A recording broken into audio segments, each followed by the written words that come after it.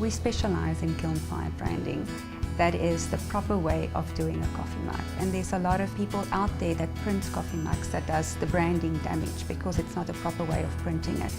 Digital printing does come off, it scratches off, you're restricted to the size of the print, you're restricted to the actual mug that you can print, and you're restricted to where you can print. And that's where kiln firing is a much more superior way and is the actual way that a coffee mug should be printed. It's a water sliding decal that gets printed, sent over to the decorating, and we hand decorate our coffee mugs. And that allows us to decorate on the inside of the mug. It allows us to print on the outside, on the bottom, on the outside bottom, because it gets hand decorated. And then it goes into our kiln and it gets fired at about 780 degrees. And that allows the print to stay on the coffee mug permanently. It's dishwasher safe, it will never come off, it will never scratch or fade, and the colours is really much brighter as well.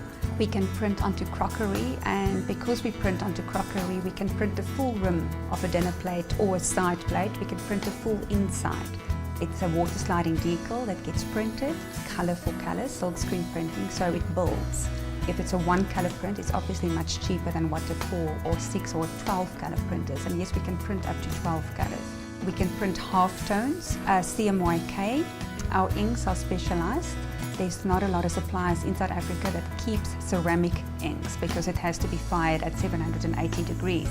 It's imported. We don't have this huge palette of different colours that we can choose from. We have to choose the variety of colours we've got, and we've got to mix that to match Pantones.